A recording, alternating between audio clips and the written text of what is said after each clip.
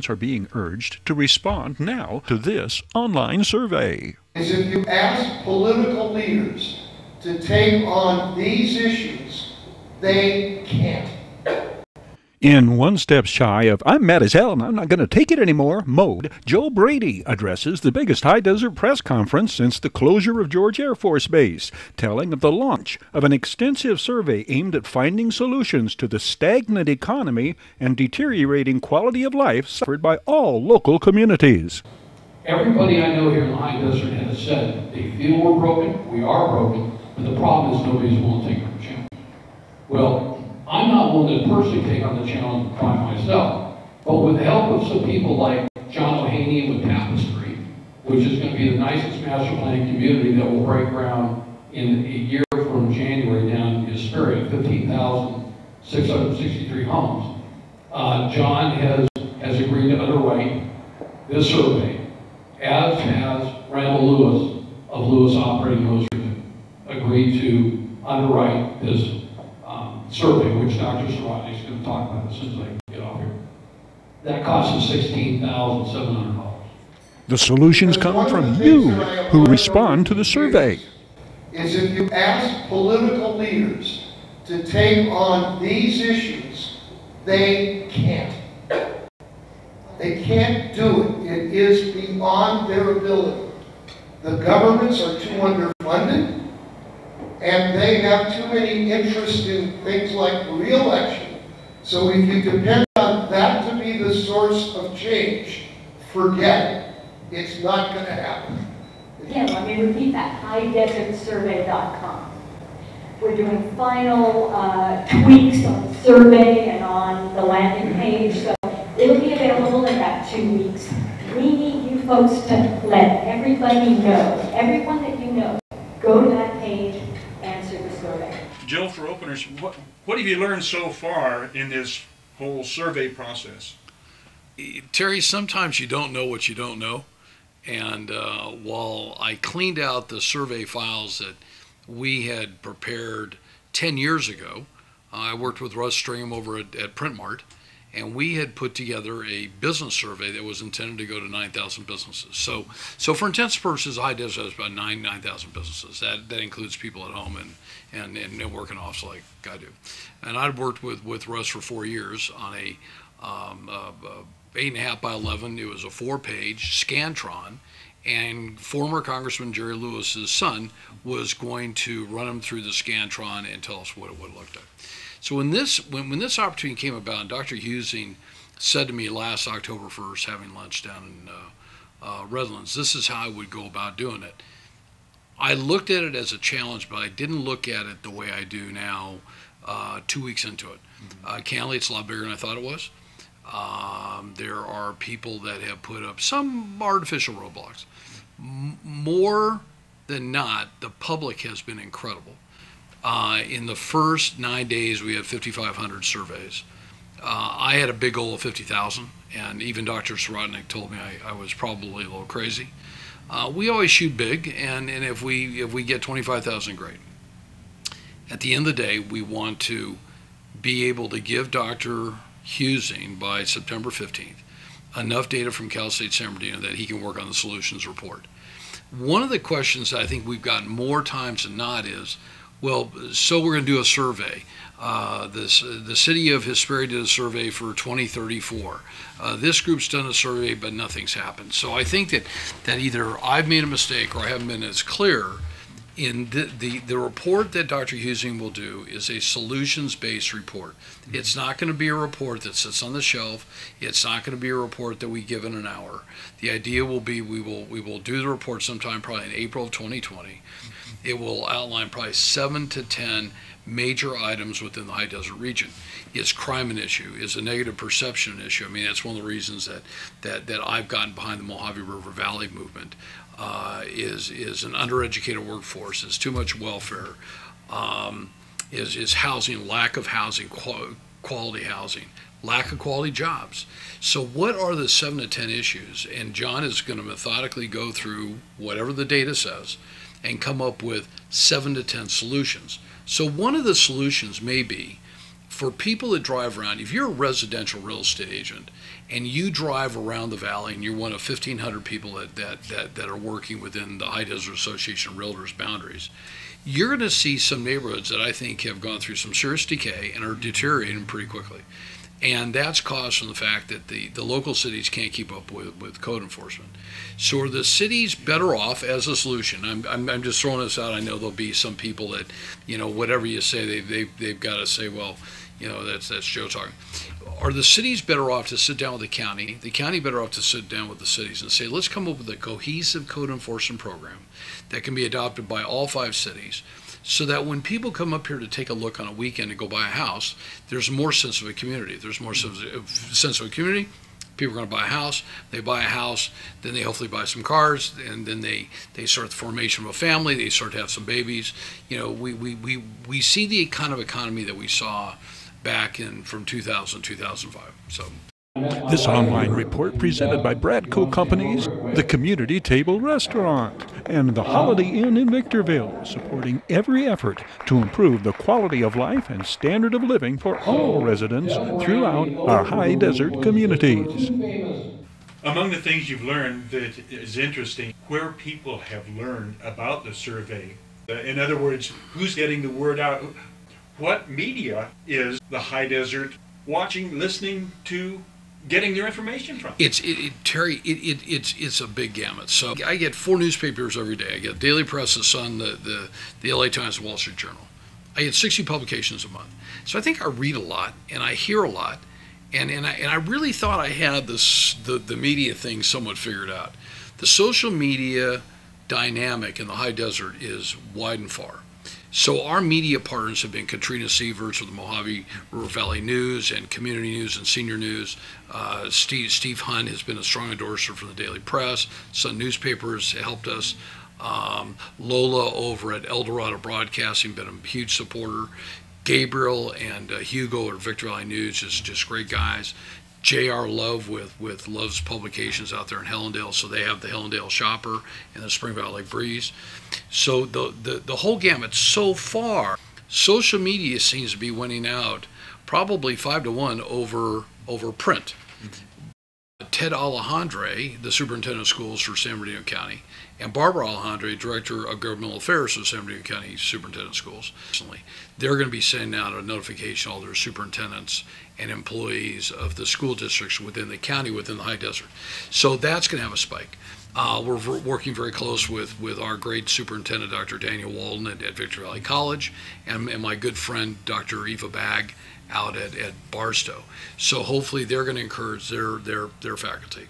Recently we've had Bill Combe of Desert West came down. Okay, so he's really engaged. We've had Manny with Manny Lopez with the Duck radio station. We've had Joe Lopez on out there. We've had Benny on Barstow. So the media, we've had Don Fish over in the field in Pinyon Hills. So we haven't lacked for media. What's been interesting is how people are getting their news.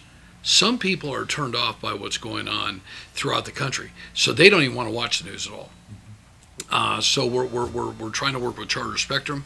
That's a bigger challenge than anything because they're based out in New York. But at the end of the day, part of what I'm going to do is report on who we talked to, where we got the support, who really stood by us. We've made a presentation to all the cities. We opted not to meet with the city of Victorville City Council. Dr. Rita Ramirez made a motion apparently a month ago. She wanted me to do some workshops within the city. And I had said to her when she called me, I said, Dr. Ramirez, I don't do workshops. This is a regional plan. It's not a city plan. And apparently she had asked the council to put this on their I think their August 6th agenda for an agenda item, and she couldn't get a second. So I was really taken back because Victorville's got some we got some great friends on that council. We think we do, And so we were a little disappointed there. I had a great presentation at Hesperia. I had a great presentation at Atlanto and in Barstow. Larry Kuzak and the town council welcomed me out at Apple Valley. We did make a 3-minute presentation to the Board of Supervisors down in San Bernardino. I asked Kurt Hagman, who I've known for 28 years, and he's chairman this year, if I could have another 90 seconds, and that didn't work. And from the county, Supervisor Don Rowe, the 3rd District, is very supportive of her and Matt Knox.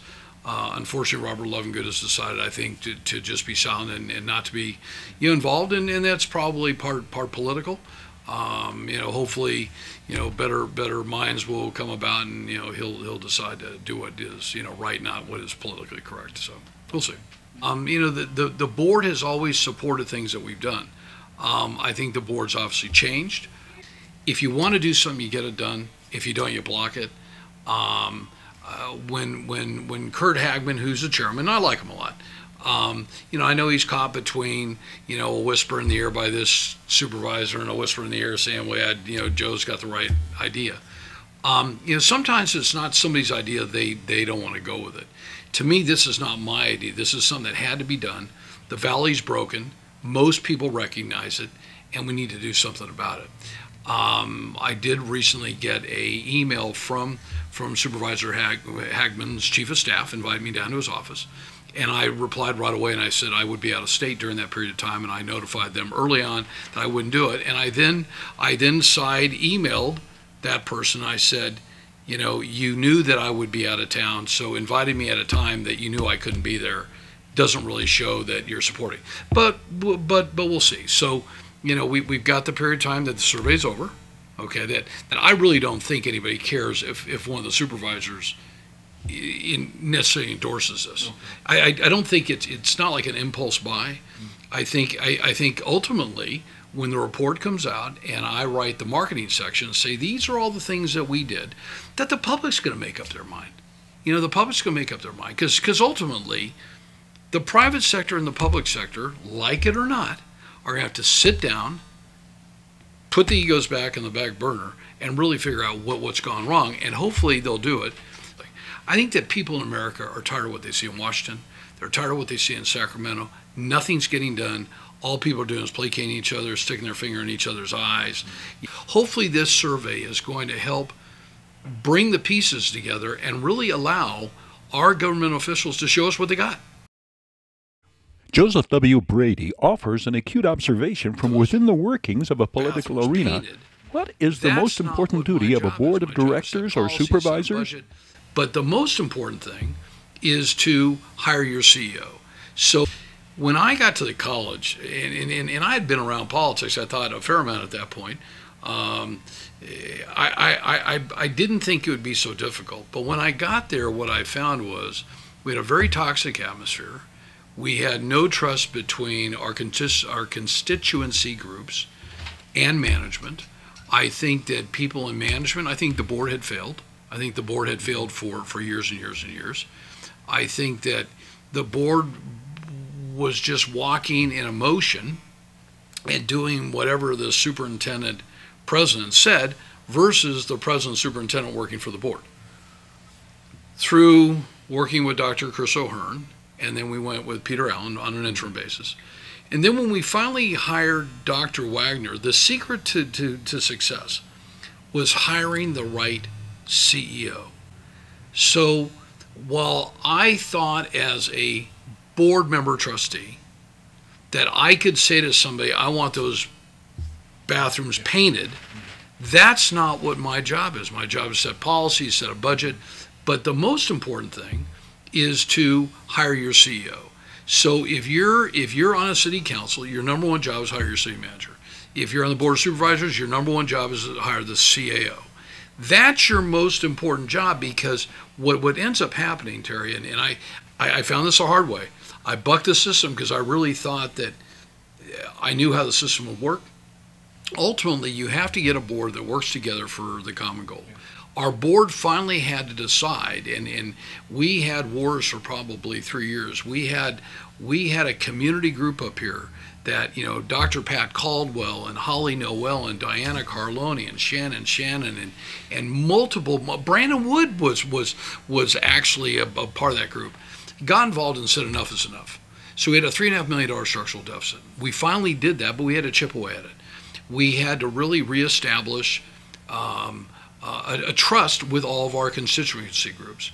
Today, when we go to our board meetings, my blood pressure is the lowest it's ever been for the last 3 years. Why? Because we've hired the right CEO, Dr. Walden, that took over for Dr. Wagner. I mean, Roger Wagner was just absolutely the right guy at the right time.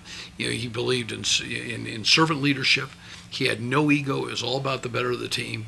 And I think that he brought a lot of trust. Once you bring that trust in, now you can make the fundamental changes. Do I expect that our college is going to, again, have financial issues to deal with in the future with rising pension costs, rising healthcare costs? All those costs are not decreasing, they're going to increase. Are they going to have it at the county level? Are they going to have it at the city levels? Yeah. The question is, how do you deal with it?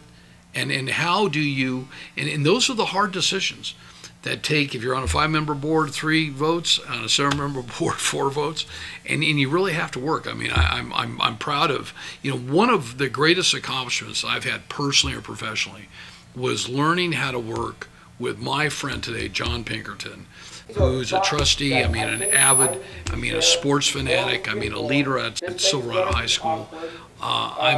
One of probably the greatest counselors I think that has ever worked in the entire high desert region. There's not anybody that he hasn't touched. This is his system.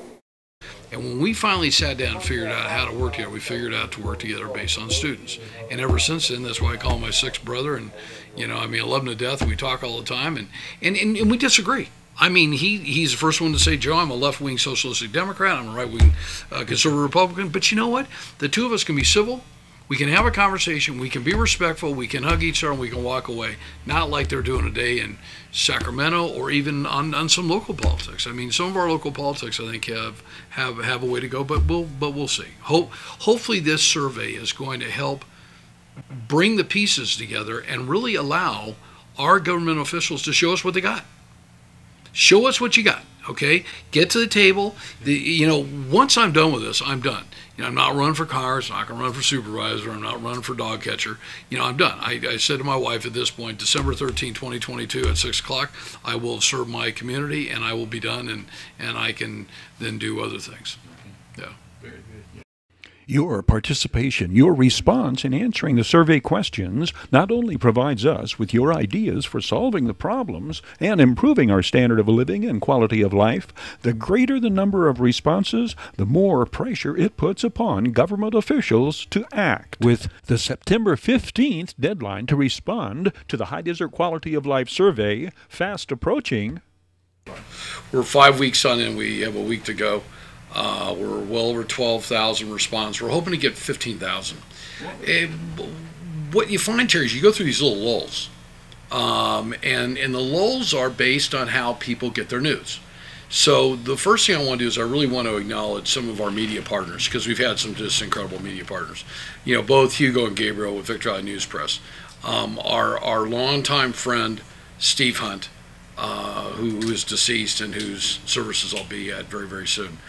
Scott has taken over as the city editor with the Daily Press and has just done a great job. We have J.R. Love with the Love Media publications at Silver Lakes and Spring Valley Lake. You got Don Fish out there at the Pinion Hills feeling. You have the people in the Mountaineer Progress. They just recently ran another article. Somebody that just seems to be stepping up their game all the time is Katrina Sieverts. With the Mojave River Valley News and the senior news and the community news. Not only has she been very vocal, but she is a staunch supporter of this. She's a staunch supporter of the Mojave River Valley, as I am. We've had great help with Lola over at El Dorado Broadcasting. They now own all the stations. They're hoping in the last couple days to be able to translate the press release into Spanish to be able to test their market, because now this week they've gone to their Hispanic. There's I think 2 or 3 of their stations. What has been interesting is unless you put something out on a given day, you don't see the spike. Now, for instance, Dan Harley. Dan is great with Facebook, has a lot of followers. He put out something 10 days ago, and there was a spike. We can tell when Lisa and Dennis Verhagen at Spring Valley Lake on their Spring Valley group, when they do something. Spring Valley Lake Association did an email blast originally. They have actually put it on their website.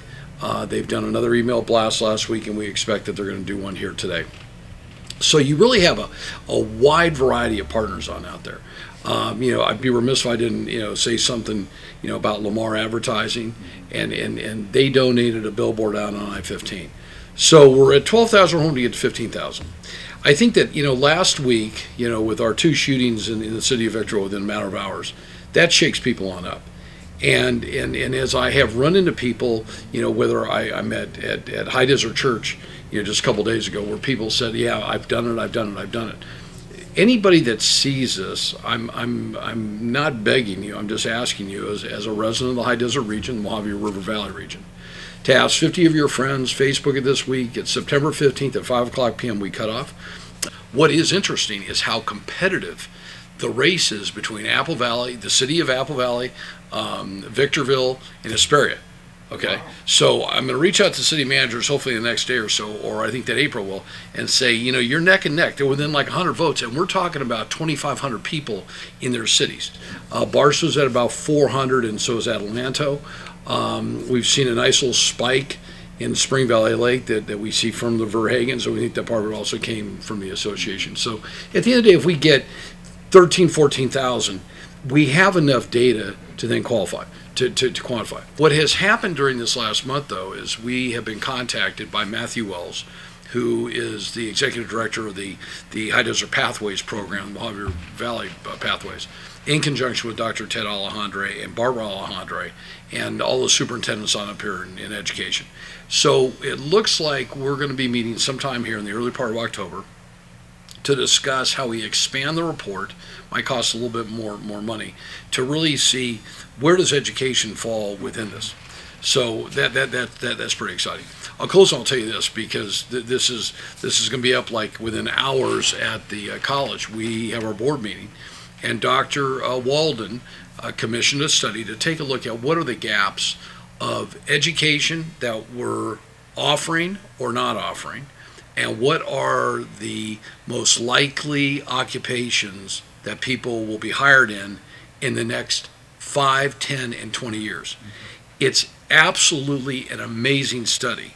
So probably tonight, Dr. Virginia Moran, who oversees our research, will give an overview of what the gap analysis is. So when people say, what's a gap analysis? I call it a void analysis. You take a look at what is the supply of gas? What is the demand for gas? So the supply for gas, let's use Barstow, because that's a pretty easy, because the amount of travelers that go through. The researchers figure out how many gallons of gas the average household would use in a year, and they multiply it by the number of people. So in Barstow, they have about 23,000. The problem is the amount of gas that is demand versus supply is 5 times that with the amount of people coming through town.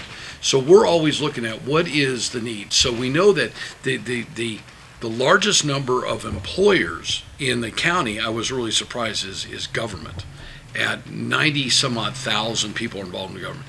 That's not really good. I mean, I've got a lot of friends in government, but I don't think we need that many people. So Dr. Moran's going to give about a 10-minute overview tonight about VVC and where we're going to start taking a look at some of our programs and classes to really align what people need. So that's also really exciting.